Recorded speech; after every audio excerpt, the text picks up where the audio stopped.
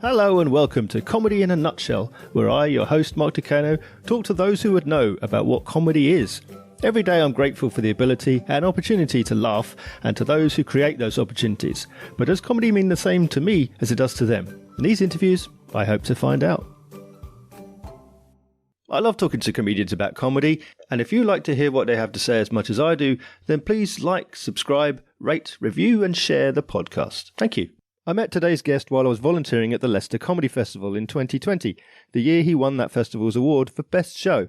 As well as an award-winning comedian, he's also a hard-working promoter, and we often cross paths at the festival, each of us rushing from one show to the next. Like me, he's passionate about comedy. Like me, he's a supporter of new and upcoming talent. And like me, he's charming and handsome.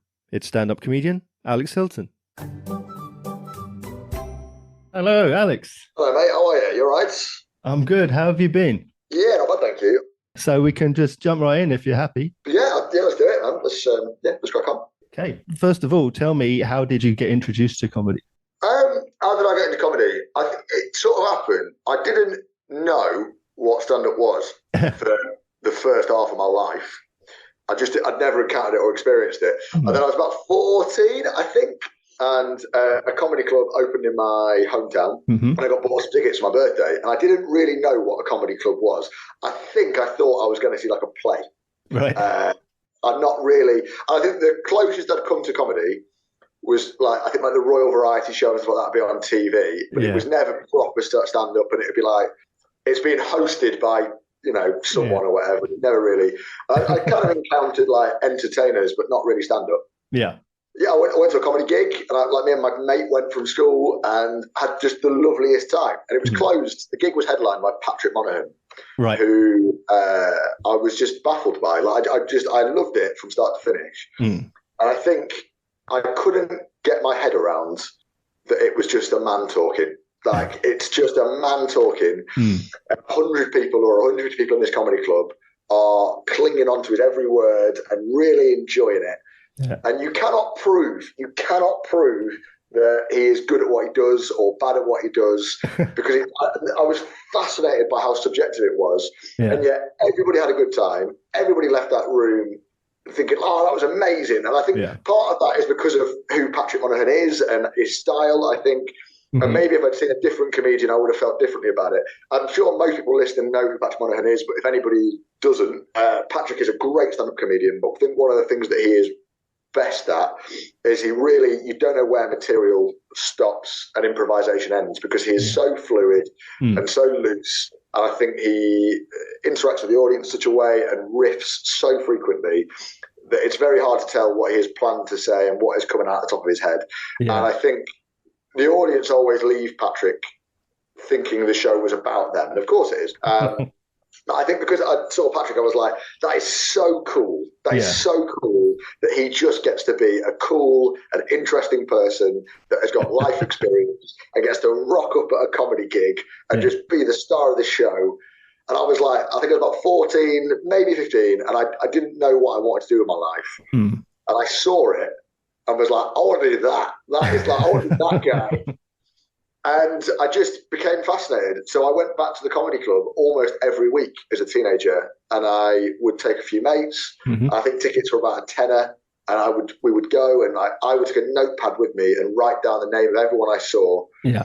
And I would go every week, but I'd have to take different mates, because as much as they enjoyed it, there was no one who was quite into it. And I read every book, and I watched as much stuff on TV and I would as I possibly could.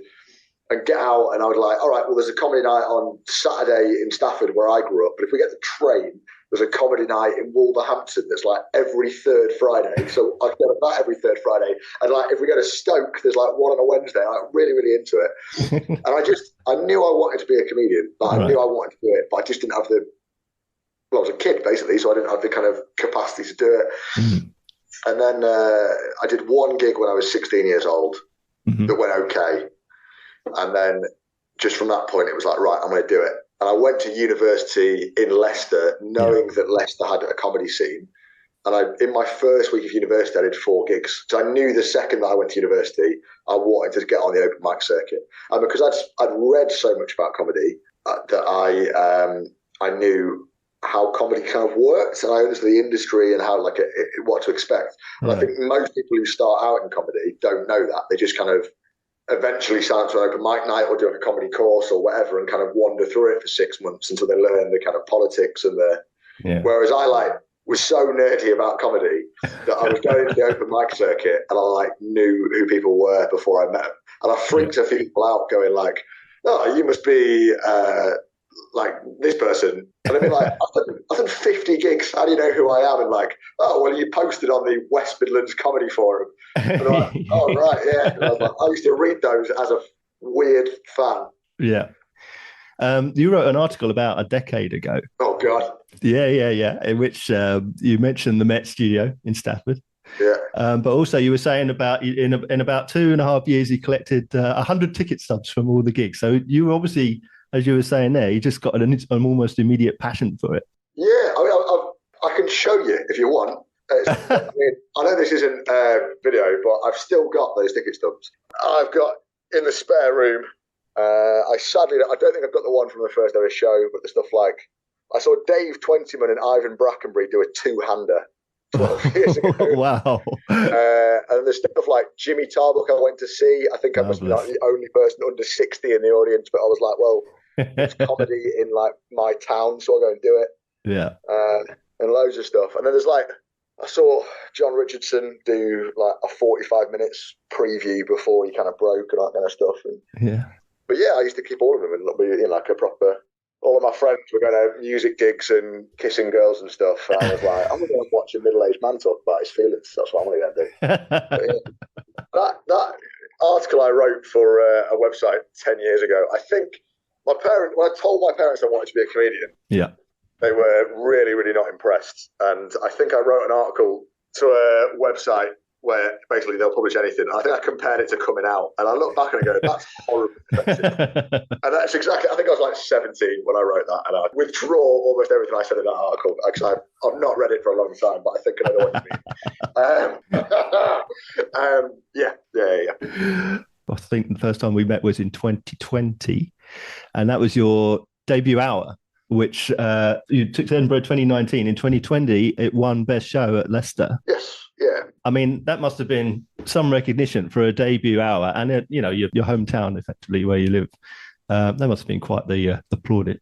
Yeah, it was nuts, I think. And the show, so that was Get Rich or Die Crying, which was a show my first hour, and it was kind of, I wanted it to be this is me, this is my who I am and what I do.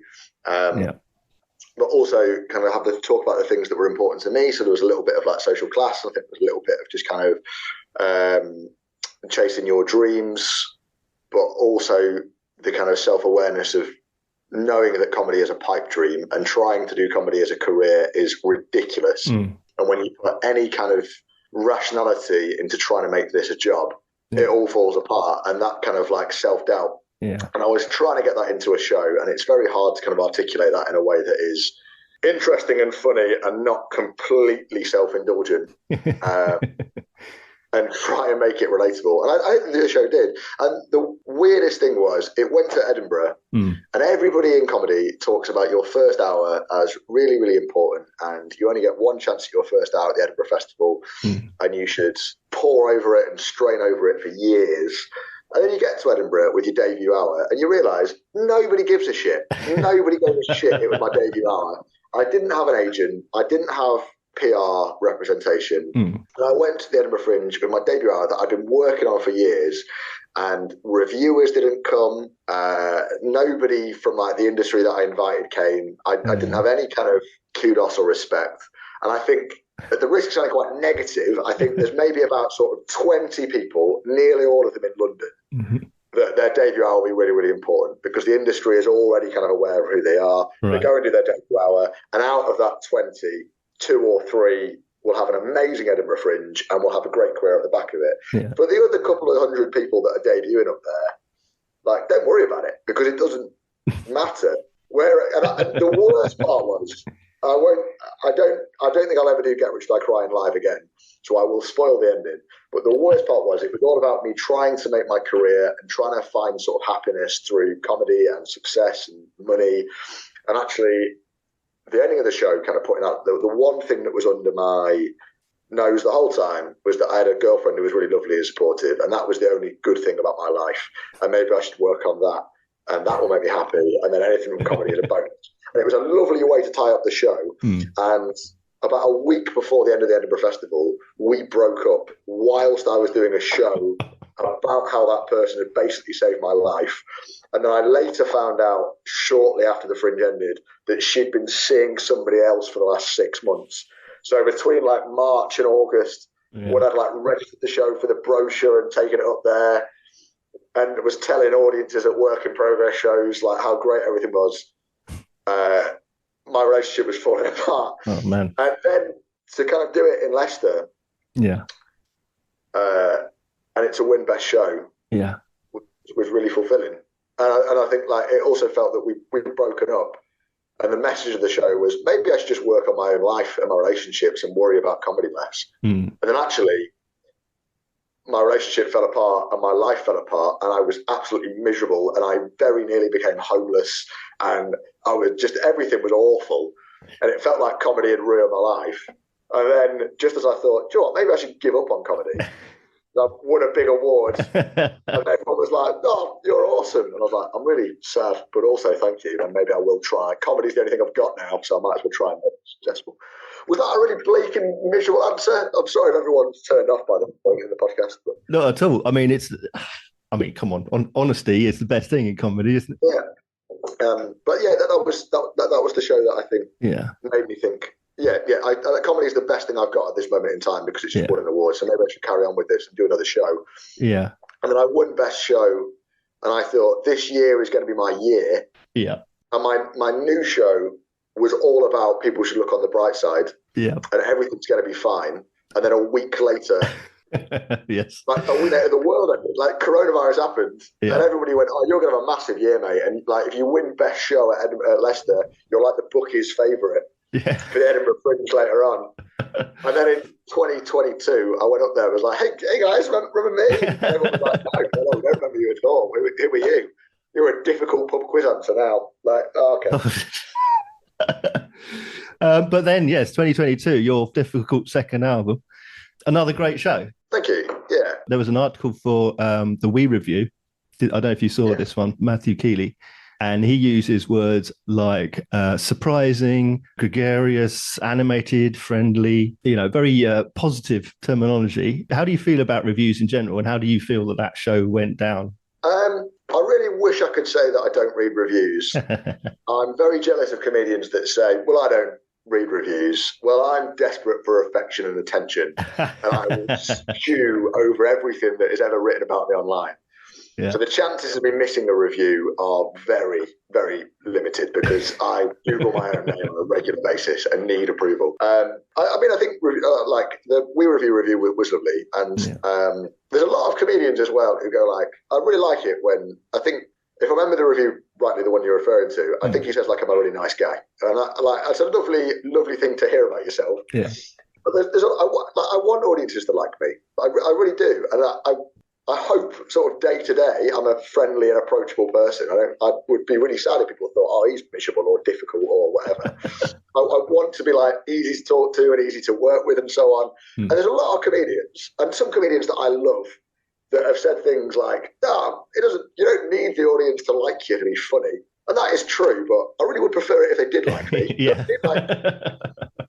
And the comedians that I really enjoy watching, like Carl Donnelly is one of my absolute favourites, and I make a pilgrimage to see Carl every year. I've never gigged with Carl. I doubt Carl Donnelly even knows who I am, but I go and see Carl's show every single year. And I think as funny as he is and like interesting and creative, the thing that I most enjoy about going to see Carl's show is I think he's a lovely bloke to spend an hour with.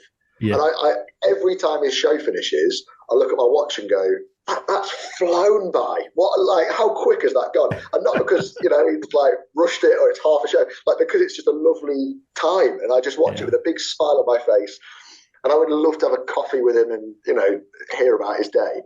And that's kind of how I want people to enjoy my company. If you're going to ask them to come and spend money and be in a room with me, and the venues that I normally play at the Edinburgh Fringe are normally dank, horrible venues that nobody else wants. is if people are going to come and sit in a wet cave or in a basement underneath a pub or whatever shit venue I've got this year, is at least they go, well, he was a nice guy to kind of be around for a bit.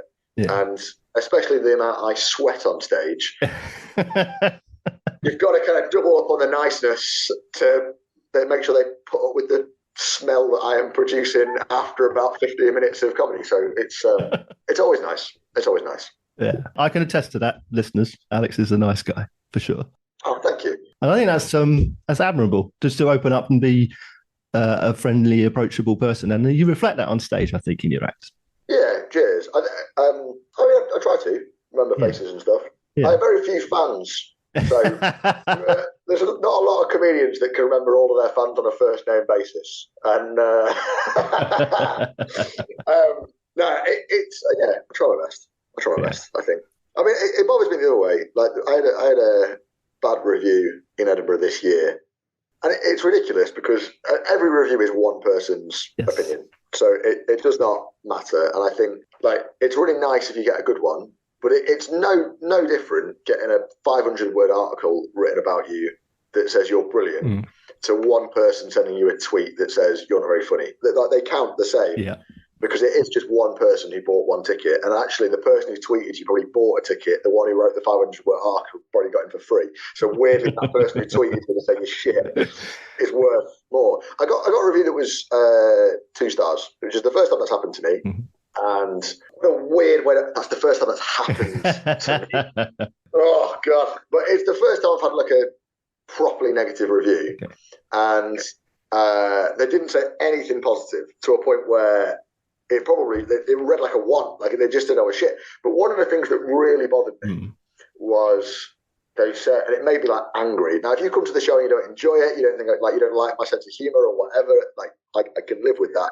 I know I'm not so arrogant as to think that everybody will want to listen to me or will find me funny. I know that in a room full of people, there's always going to be someone that I'm not their cup of tea. I can live with that. Yeah. But the one line that stuck out with me and like it has stayed with me, and I think will motivate me in like writing shows in the future, was this is a subpar show and Hylton knows it.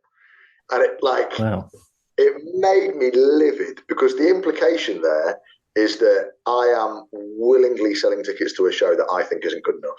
Right. The way I take the inference that I take from that is you're suggesting that I am a charlatan, basically, that I'm ripping, like I'm knowingly ripping people off, and B, such a huge thing in the show the last show that I loved probably that I talked about was like self-doubt and like that crippling voice in my head that maybe I shouldn't be a comedian, maybe this is like I'm deluded.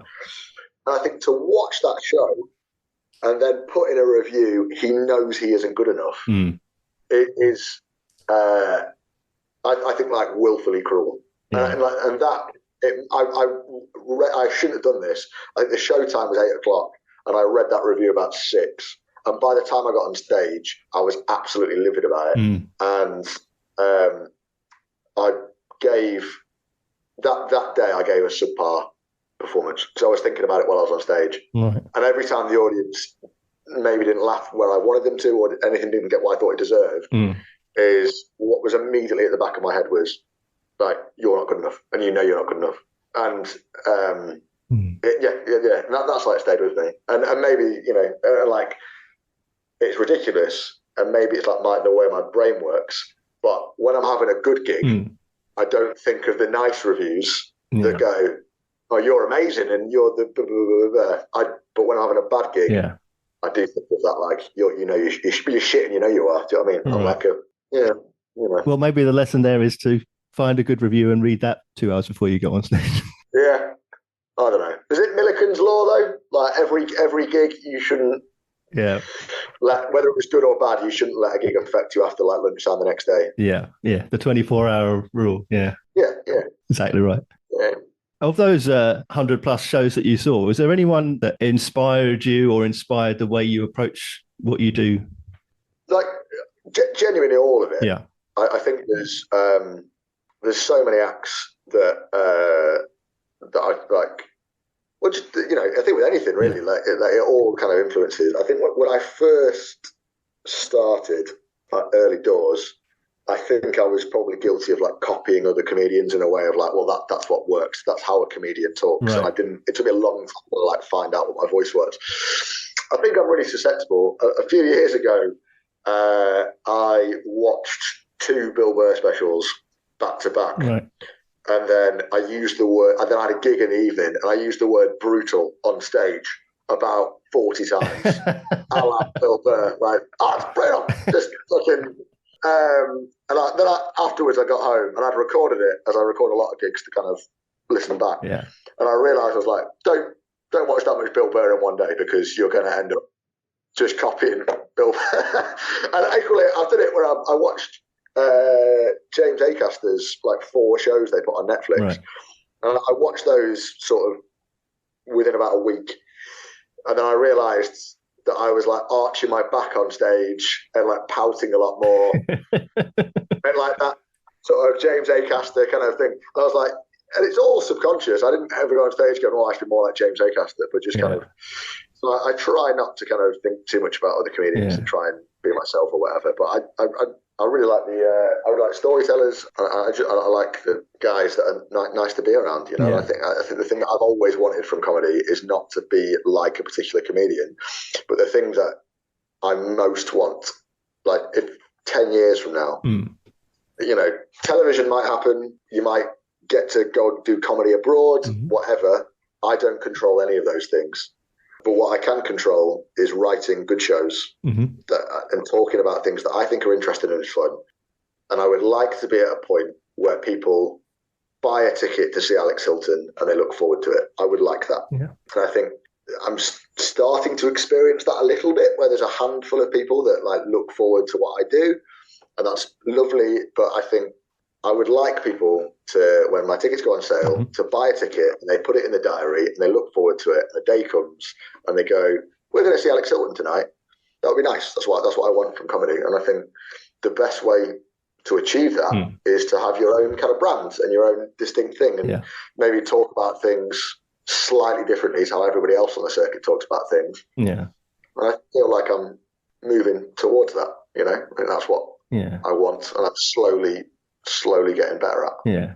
You talked there about being conscious of where you've inadvertently adopted other people's styles. How do you go about developing your niche, your particular brand of what person you want to be on stage, your on-stage persona? Do comedy loads. Okay. I think there's the answer. I think there's no quick way to finding your own voice. Right. You just have to write loads of comedy and perform loads of comedy. And I honestly think for me, it was like comparing made me better. And I don't enjoy comparing. Like, I do a lot of comparing, but I enjoy it a lot less than doing a set or a show, because I think doing a set, I just have to worry about what I'm saying. 90% of what comes out of my mouth will be what I planned to say that evening. And it's jokes that I know work, and I find that much more relaxing. Whereas with comparing, I find I get stressed about running the night and making it right for the other acts, and I feel like I have to kind of look after it. But also, most of what you say when you're comparing, it's audience interaction and chatting to people and that kind of thing. And there's always an element of jeopardy that you might balls that up. But comparing and running my own gigs, I think, was a much quicker way to finding out what my voice is on stage. Because when I, like early doors doing the open mic circuit, I would write jokes and tell stories, but mostly telling stories how I thought a comedian would tell a story. And that was me thinking what a comedian should be. And that inevitably led to like basically stealing tropes and stylistic kind of things from more successful comedians. And actually, I wasn't being authentic. Whereas when you're comparing and you're chatting to an audience member and you're encouraged to riff and improvise, you only got a split second to think about what you're saying, and you find what comes out of your mouth is just, it's who you are and it's what you find funny. And I think that in itself was a much quicker way for me to find out who I am on stage. And there's a lovely, lovely, lovely bit in Frank Skinner's autobiography, and I would recommend Frank Skinner's first autobiography to anybody that wants to do comedy, because it's a brilliant autobiography anyway. He's a really interesting man with a great story to tell, but there is so much great advice for comedians that is still valid from like the early 90s through to now. It's still valid 30 years later, 40 years later almost, because it's it's bang on. And part of that is just like comparing. You have to write new material every month, and you have to kind of learn how to handle a live gig, and that was it. And I think now I'm much more aware of what Alex Hylton thinks about stuff, and it makes it so much easier to write now because my personality on stage, and one of the things that Frank talks about in the book is you should be yourself on stage, but you turn some elements of your personality up to 10 and other bits of your personality down to 1, and everything else you leave somewhere in between, and you become yourself on stage. So you're just an exaggerated personality of yourself. And it means that when I'm writing, it's a lot easier to think about a subject, and it goes, well, what does Alex Hylton think about, I don't know, biscuits or whatever? And then it goes, all right, well, I know what Alex thinks about biscuits, and Alex thinks about this about biscuits. And that's a lot easier than just when you're first starting. It's like, say something funny about biscuits. And it's like, oh, God. And I think you see so many new acts, very new acts, rely on like one-liners and puns and shock comedy and like very quick, cheap laughs, because it's like, oh God, I've got to write about biscuits. So like, what's the stupidest thing? And it ends up just being like a pun or wordplay, because that's our joke about biscuits. Yeah. But there's no substance to it or depth to it because they don't know who they are yet. You know? Yeah. We briefly mentioned riding high at the start of 2020, and then of course the outbreak of a global pandemic. How did you see your aspiring career change in that period of time? What were you able to do Zoom gigs? Was it as oppressive as it sounds? It must have been. I mean, it was so frustrating because Leicester Festival was February, lockdown was March. Yeah, and I did like maybe 25 gigs or something like that during Leicester Festival, and most of them were well and good. And I think I did 4 in one day on the last day of the festival, and they were all like quite big gigs and that sort of stuff. And I remember the 4th gig of the day, so the Saturday 25th was the end of festival party. And I remember saying, it's like Leicester Comedy Festival, they throw this big thing and it's on like 2 a.m. and everyone's just, it's free beers and all that stuff. It's a really, really cool event to get invited to. And I remember saying, I've got 4 gigs tomorrow. I shouldn't be here. And then it was like, I'll have one more. And then someone puts a beer in your hand and someone tops you up. And before you know it, you're home at 2. I ran a pub at the time, which was a 7-day-a-week job. So I ended up getting up at like 7 a.m. to sort the pub out so that I could not be in the pub all day. Did the 4 gigs, and the last one was opening for Tez Ilyas in a shisha lounge, which was a very weird gig that got booked. I have no idea, A, why that happened, and B, why a scrawny white man like got booked to do a gig to 150 like Turkish guys who, and they were awesome. But I remember thinking, like, when the email came through, like, do you want to do this? And I'm thinking, I am not the right booking for this at all. But the money is very good, so I will happily die on my arse. It was full of people that had seen Tez online and on TV and just wanted to see Tez Ilyas. And I remember thinking, this is going to be hard work because they don't want to see me. I'm not the, whatever. And I did all right. And I was knackered. I had 3 gigs. I've been up at I had like 4 hours sleep. I had 3 gigs before that. I was knackered. I could barely stay awake. And the guy that ran the shisha bar was really excited to see Tez, and he gave us free shisha. And Tez was like, "Oh, you never had shisha before?" And then like filled me full of shisha, which is not good. I mean, I sound like I have this accent. I've never smoked a cigarette in my life. But like it's like 50 cigarettes in one shisha. It was fucking nuts. I was like tired, hungover, ill, playing a gig that I am just so inappropriate a booking for. And I did all right. And I remember coming off stage going, I've really leveled up here, that I was able to kind of get through that and do an okay job. And then Tez went out and stormed it, and but I remember thinking, like, I've leveled up here. And then I won the award for best show, and it was lovely. Yeah. I thought, comedy's going really well. I think maybe this can be a thing that I do full time, and maybe there's some success in this. Yeah.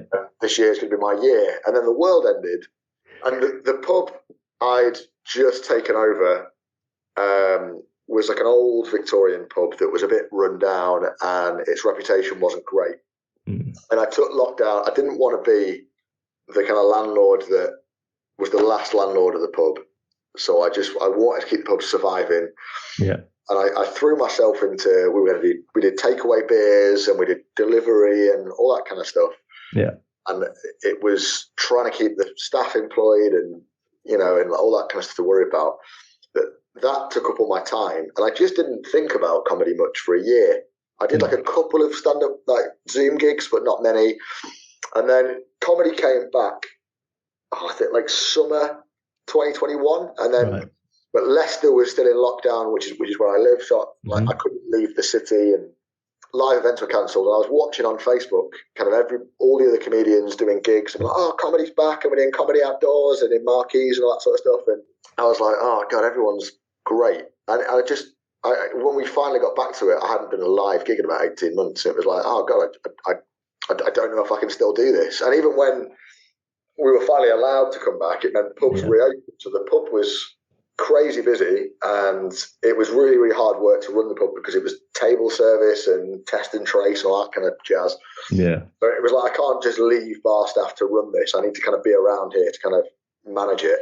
And juggling that with comedy, and it really thought, this is, and I wasn't fresh and ready to go back.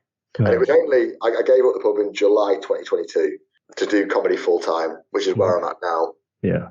And it's the best decision I ever made. And I love that building. And I'm so proud that we turned this dilapidated corner pub into a popular and welcoming, safe place does really nice beer. And it's still an authentic Victorian pub. But it's so good just being able to do comedy full time again and be back. And I feel like I'm now starting to catch up with where I was in 2020, where I thought, this is a career that I can do.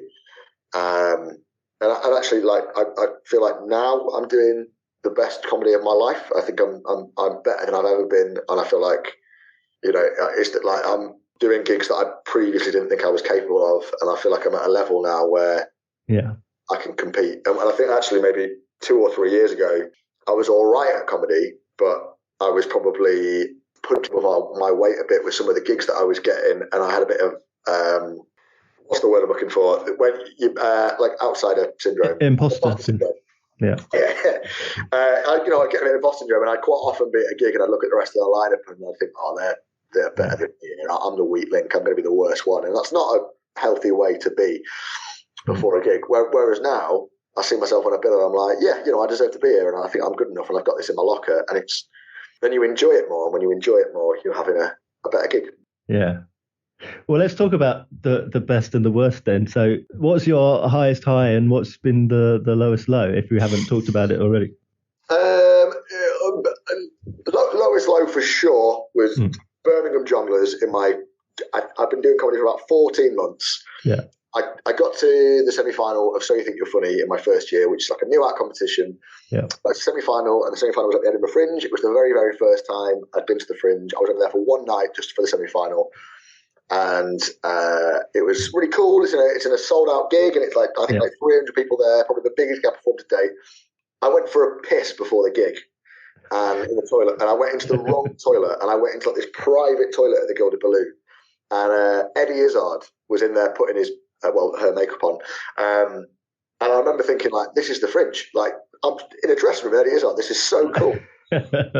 And I went out and died on my arse. I had with So You Think You're Funny, it's an amazing gig, but I just didn't do very well. And I'd not been, I hadn't done a gig, I think, at that point to more than about 30 people, because I was doing open mics in like pub back rooms. Right. So I didn't use a microphone properly. I didn't realise that you really have to put a microphone in your mouth, because I was just used to pub gigs where sort of everyone could hear you anyway. Yeah. So I didn't need the 300 people. And like the front like 2 rows could hear me, and I was a bit laddie. There were jokes about like dogging, and there were jokes about like sex and stuff. It was jokes that an 18-year-old boy thought were funny. Right. And did well at like, boozy pub gigs, but at an arts festival kind of get frowned upon. And I died on my arse. And afterwards, lovely, lovely Julia Chamberlain, who is one of the industry's comedy heroes, and is a very nice woman, and has been working in comedy for years and years and years, and has seen loads of new acts come through and rise through the ranks.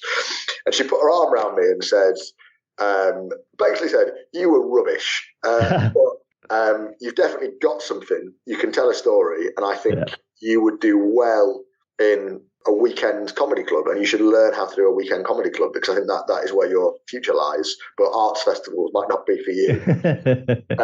And she took a real punt on me and booked me through an open spot at Birmingham Jongleurs, which, if anyone doesn't know, is a comedy club that no longer exists.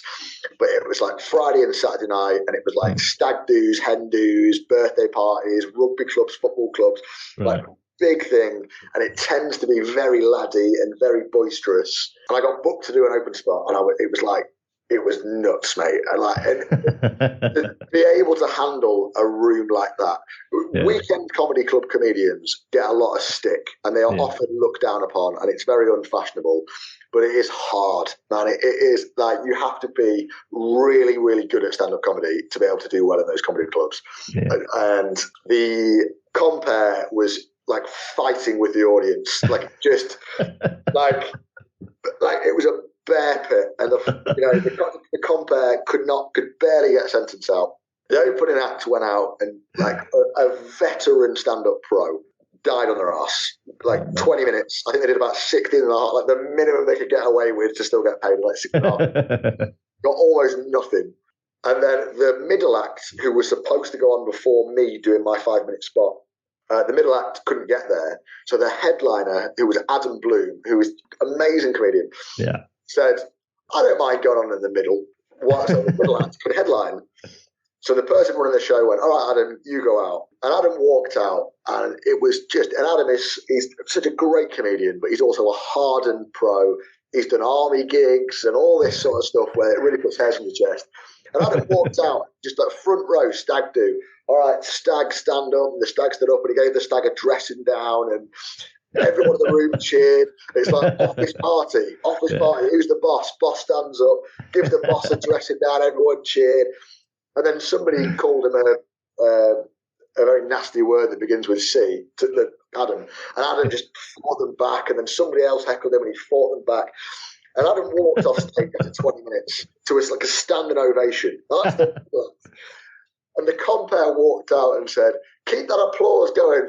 That's Alex Hylton. And I think people just thought that was going to be what happened. So the compere didn't go, we've got a new act for you, or anything like that. So I had to go and do 5 minutes, and I walked out onto the stage, and I think I got called that same nasty word that begins with C about 7 times between walking from the side of the stage till I got to the microphone. And I remember like my hands shaking as I held the microphone. And I used...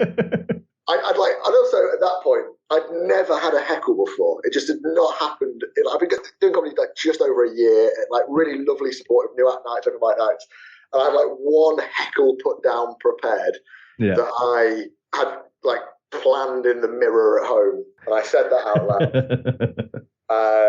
Got nothing, so I just tried to do my 5 minutes of material, and just the room was having none of it. And I remember on the stage right, there was a big pack of lads at this comedy club. They sit at tables. And I remember this big group of lads like banging on the table, shouting that nasty word that begins with C over and over and over again. Oh, man. And I remember saying, I think everybody in this room hates me. Like the roof, it was like Aston Villa had scored. Like the whole of Birmingham cheered. Like people from off the street were coming in to cheer. And I just put the microphone back in the stand, and I walked off. And I think someone threw a pint at me as I walked off the stage. Jeez. And I remember sitting back in the green room, and Adam Bloom just said, "That wasn't the worst I've ever seen. Don't worry." And it was like, "Are you sure?" Because that was definitely like the worst that I've ever seen, and I was the one saying it. And Adam went, like, after, like, it was lovely. You know, he kind of said, like, he went, it's not the worst that I've ever seen. You should have seen me back at like whatever. You know? It was really nice to see someone amazing who just absolutely ripped the gig going, oh, I was worse than you once. And he gave me like a couple of tips, and he went, you know what, like you're far too new to be in this kind of environment, but you keep doing, you know, that joke you said was really funny, and like you've got something.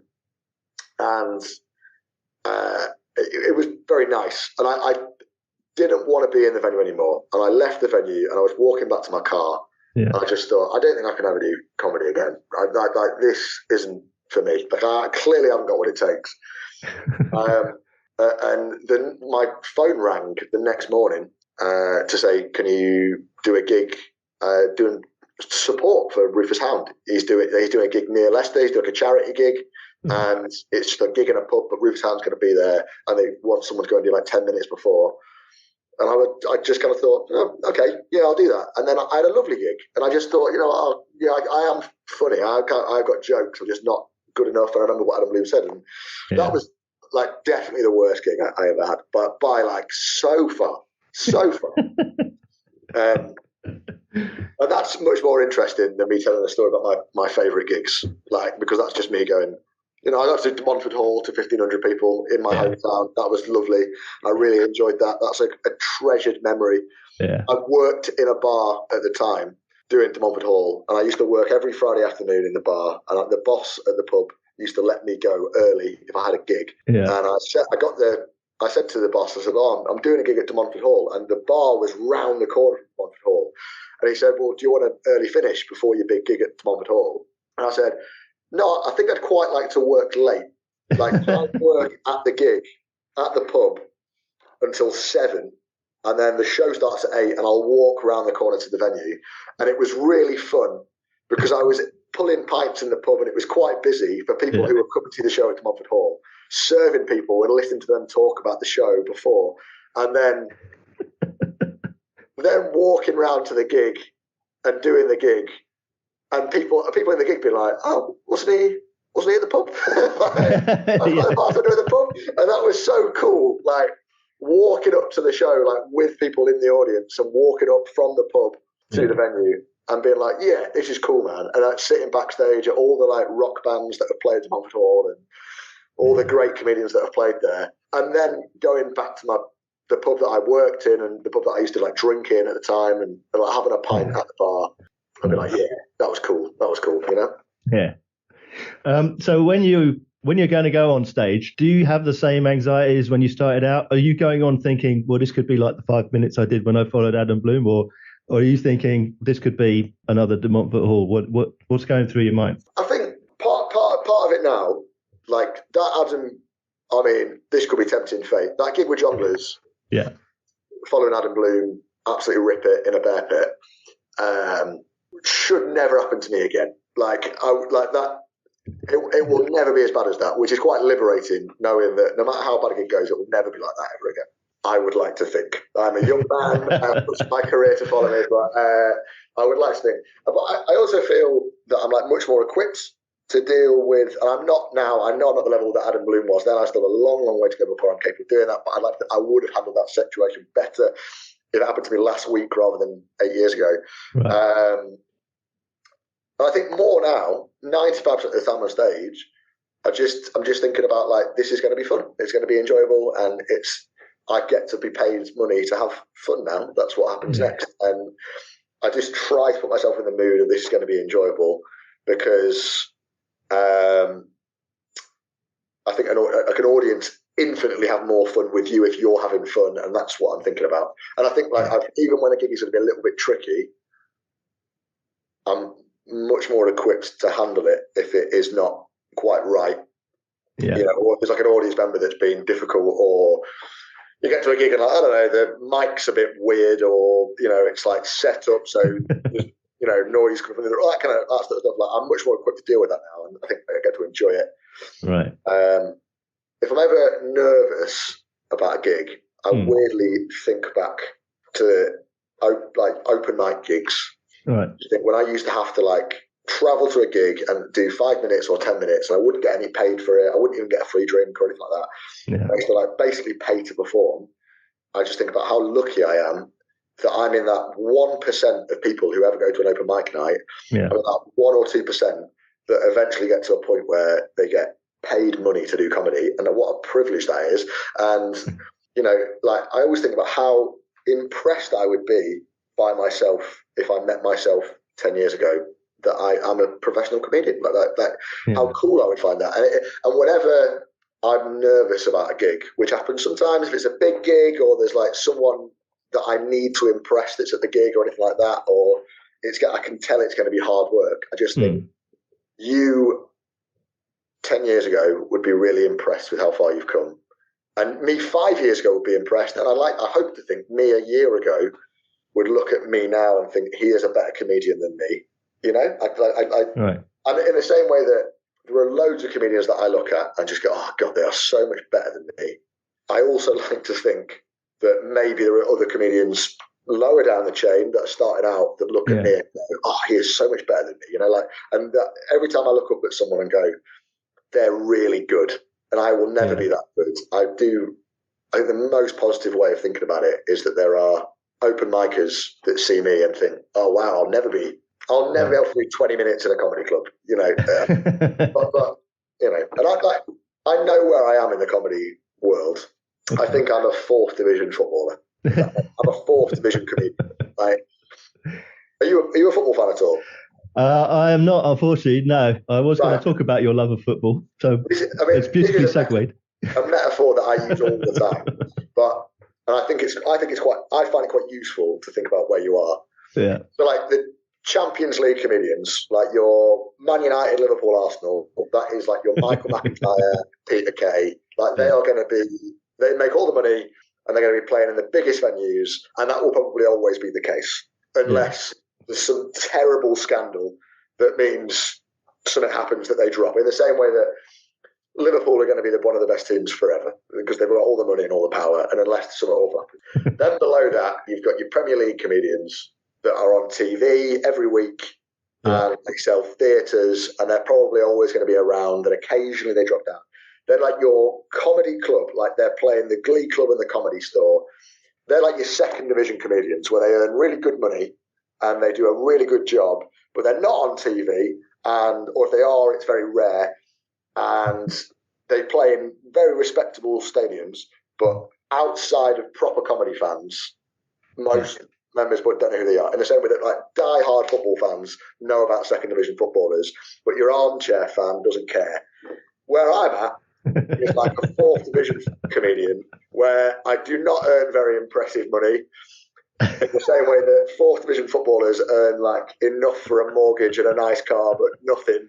And I get to do it as a job, but I have no celebrity status outside of like very close to where I live. In the same way that footballers who play for Northampton Town have a little bit of fame in Northampton, but outside of like a 10-mile radius, no one knows or even cares who they are. It's very much how I feel. I get to do this for a job, and no one can take that away from me. I get to do this for a job. I'm a professional standard.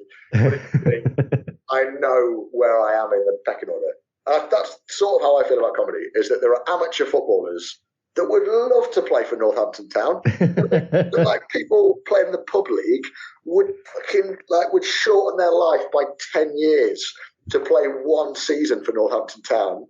And yet there'll be players at Northampton Town thinking like, oh, why can't I play in the Premier League?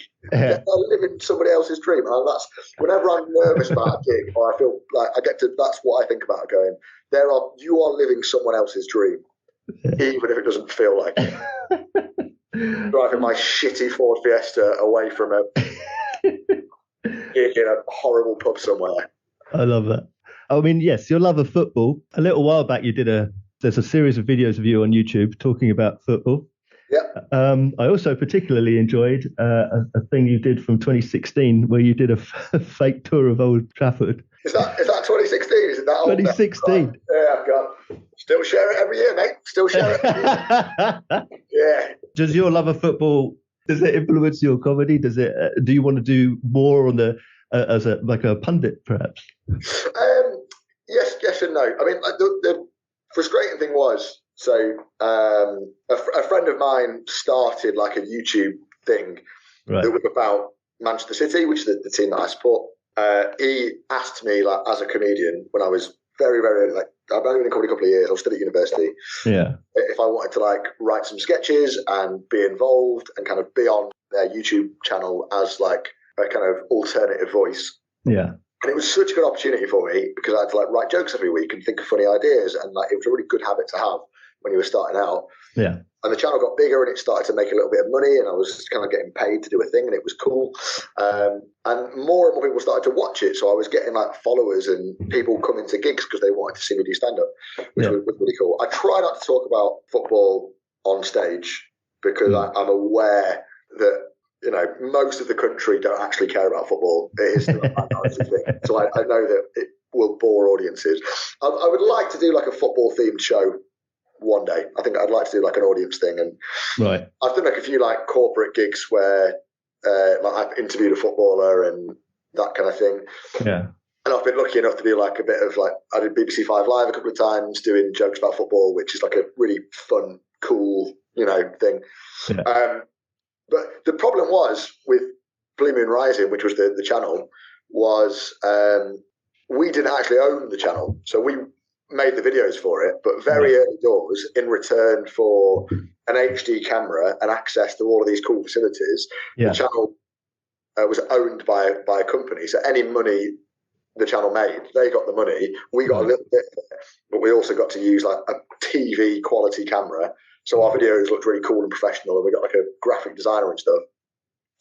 But it meant that we got an email one day to say, oh, by the way, we've sold the channel to another company. And it was like, all right, the company's owned in London. And they wanted it to be really serious, and they wanted it to be like angry football fans, their opinion.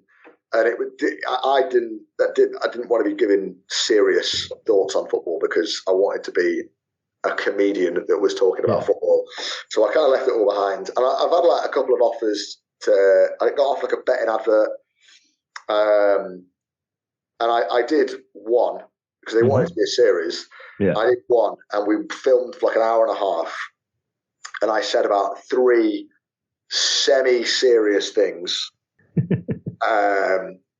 in that hour and a half. And I said loads of stupid stuff. But I think very clearly intended as jokes. Yeah. And then what got released was like a 2-minute advert of me saying the 3 semi-serious things back to back with like flame emojis of like football fan tells it like it is, and then me saying something really preposterous.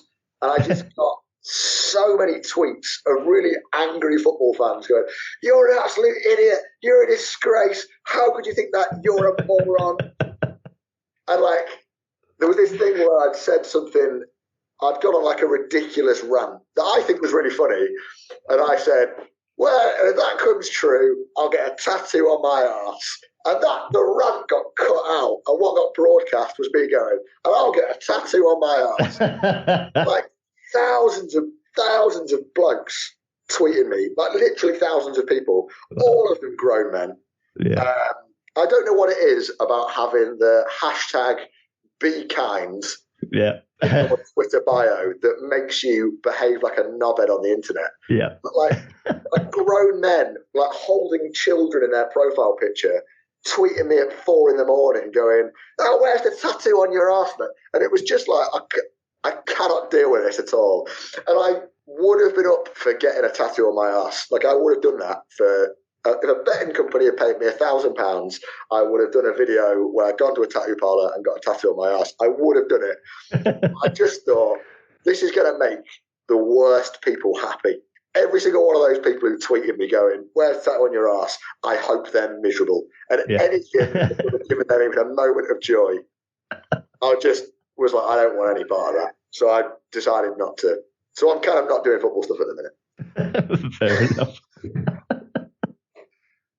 Do you still go out and watch comedy with the same passion as you did when you went to your 100+ shows?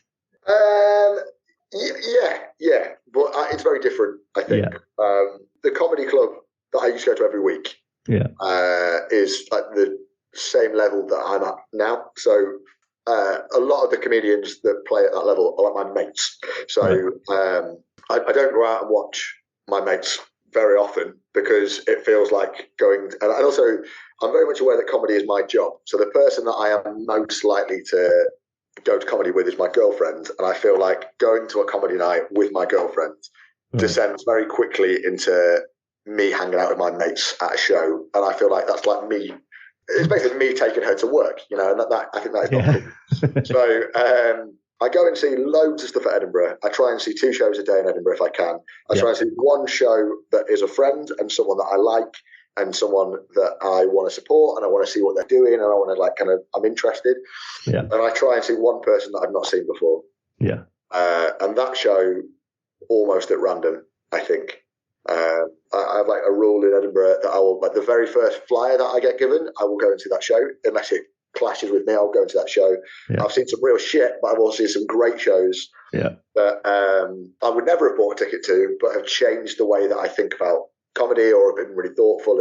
And I think that's a really good practice to have. I think even if you don't do comedy, I think just if you're interested in comedy, go and see a show that you otherwise wouldn't see. I think, you might discover something and it might change the way that you think. And then I always, if I can, I'll stay and watch the rest of the lineup on a gig, because I like watching other comedians and I really enjoy watching other comedians.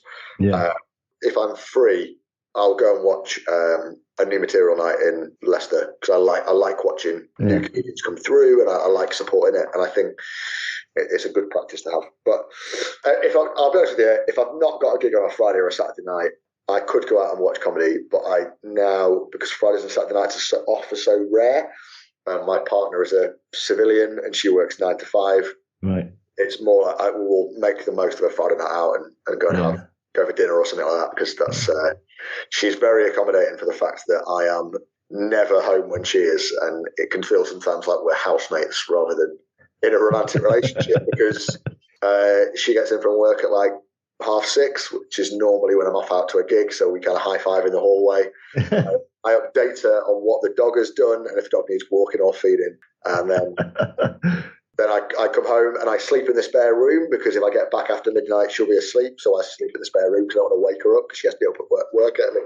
And then Friday night I'm out, and then Saturday we hang out on Saturday afternoon. But that normally is like we do our big shop, and then we maybe clean the house a bit, do some laundry, and then I go out to a gig on a Saturday night. So, And do you, when you do get the opportunity to see comedy, when you see all these new shows, do you see them as an audience member? Do you take the jokes at face value, or are you an analyst saying, yes, I knew they would do that, or I didn't see that coming, or I would have done that differently? Yeah, I mean, I saw John Kearns Edinburgh this year. Mm-hmm. And I had it was just in like a work in progress kind of mess about hour type thing, bits and pieces. And I started with Good Kids, who are great if you've Good Kids, and Lovely Boys as well. Actually, Lovely Boys were a different sketch group. Yeah. Sorry, but Lovely Boys were not present at that occasion. But Good Kids are Lovely Boys, and the Lovely Boys are Good Kids. It all worked. Very accurate names. But on this occasion, I saw them with John Kearns with the sketch group Good Kids. Lovely Boys were not present. As far as I'm aware, it was a big gig. They might have been there, but they were not sat with us. I did not come for an all-you-can-eat Chinese buffet beforehand, which I thoroughly recommend, by the way. If you ever get the opportunity to hang out with Good Kids, boy, are they great company at an all-you-can-eat Chinese buffet. Anyway, very irrelevant. Saw John Kearns, loved it. Really, really, really, really enjoyed it. And I think part of my enjoyment was that I came out of it thinking, I just had a nice time there, and I didn't actually worry too much about what's happening. I think when you do comedy and you write comedy, you kind of can see behind the curtain sometimes, and you can kind of see the formula, and I don't mind that. I find it quite interesting. I think if somebody is using the same trick over and over again, I find it quite frustrating, and I think audiences can kind of see that too as well, and that is like unique to comedians or comedy fans. I think that is just, most audiences will work that out eventually if you're doing the same thing over and over again.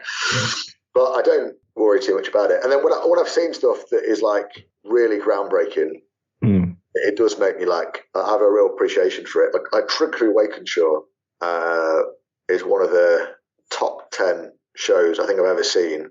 Right. And I saw that. I think I saw Nautilus, which I think was his 3rd show. I'm not sure. But for people who are aware of Trickery Wakenshaw, he kind of combines like clowning and mime and a little bit of dance into a live show. And I saw him quite early on in my comedy career when I was a little bit nervous around clowning, and I hadn't really discovered that side of comedy yet. And people went, "Oh, it's amazing! You've got to see it." And I got a sort of last minute ticket, and I thought, I would never buy a ticket to a clowning show. Yeah, I'll go and see it. And the most impressive thing about the show was he was doing old school gags, old school pull back and reveal, 1970s jokes, and not 1970s as in they were like problematic, 1970s as in they were like pub jokes. Do you know what I mean? Into a bar style jokes. And what was so impressive about it is he didn't say a word for 30 minutes. I thought, this is like someone doing proper gags and yet has taken language out of the equation, and just by flailing his arms around and shuffling his knees is making 100 people laugh to proper like one-liners. And everybody knows what's going on. I think the first word he says in that show is Velociraptor. And I just thought, this is so inventive and playful, and it made me just think so much about what you're doing with your body, and you should be so aware of what your arm is doing and what what shape you're in on stage, because it gives so much away to an audience. And I think came out of that and thought, oh yeah, man, I am so different a comedian to Trigger Wakenshaw. I'm so at the opposite end of the spectrum, but I can definitely learn from that. Yeah. I like that. I think that is such a healthy thing to have. I think I watch a lot of alternative stuff.